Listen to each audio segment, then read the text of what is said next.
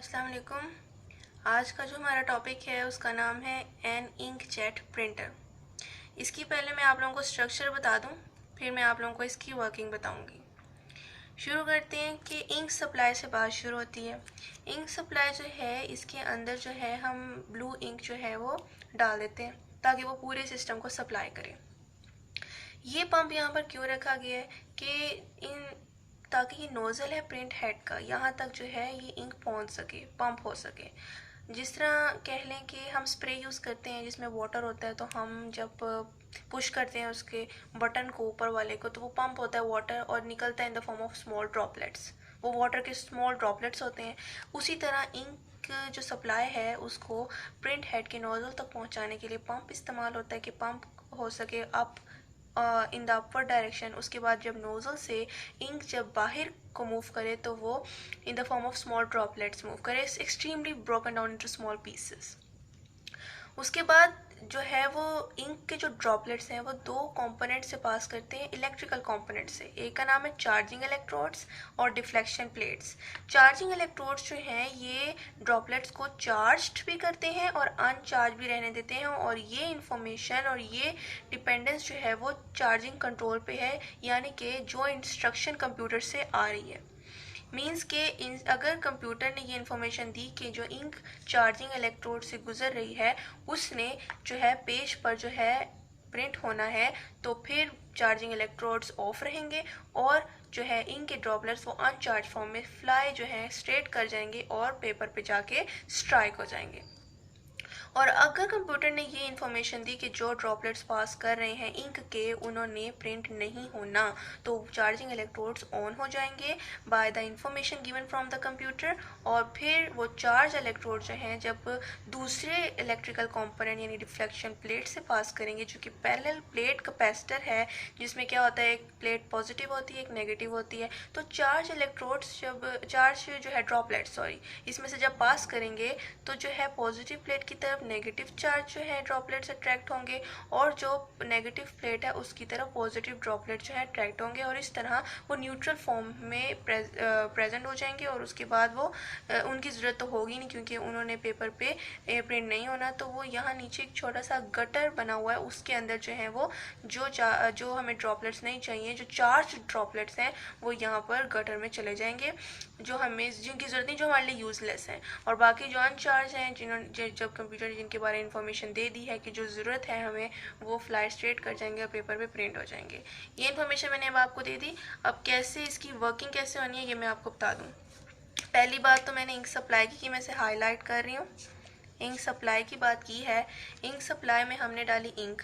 अब इंक ने जाना है किसी ना किसी तरह प्रिंट हेड की नोज़ल तक। प्रिंट हेड जब मूव कर रहा होता है, मतलब कि जब स्प्रे कर रहा होता है इंक ड्रॉपलेट्स को, तो ये वही आवाज़ है जो हमें आ रही होती है जब इंक जेट प्रिंटर हम यूज़ कर रहे होते हैं। तो हमें जो आवाज़ आ रही होती है वो दरअसल इसी प्रिंट हेड की नोज़ल की आवाज़ होती है, क्योंकि वो मूव कर रहा होता है। और अब इंक को इस नोज़ल तक पहुंचाने के लिए, in the upward direction move कराने के लिए एनर्जी चाहिए। एनर्जी किससे मिलेगी? पंप करेंगे।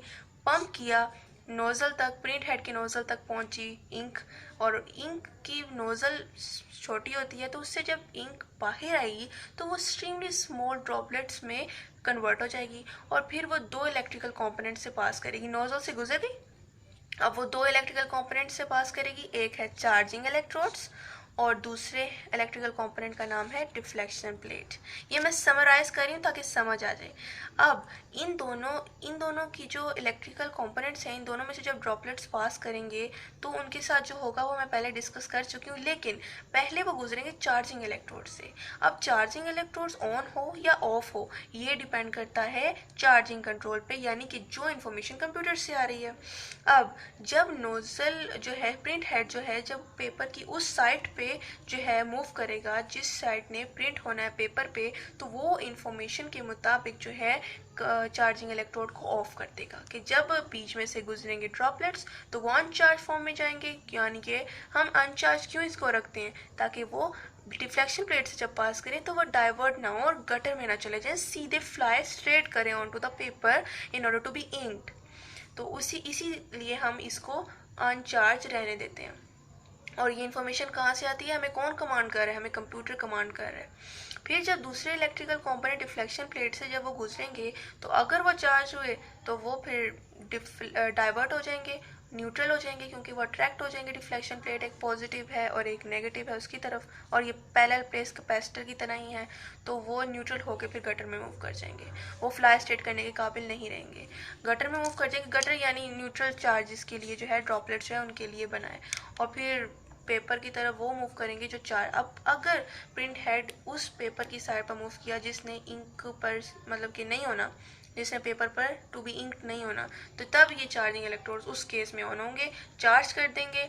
चार्जिंग ड्रॉपलेट जब डिफ्लेक्शन प्लेट से पास करेंगे तो वो अट्रैक्ट होंगे टूवर्ड्स द पॉजिटिव प्लेट जो है वो नेगेटिव चार्जेस, और towards the negative plate positive charges, in the form of which they become neutral and passes into the gutter।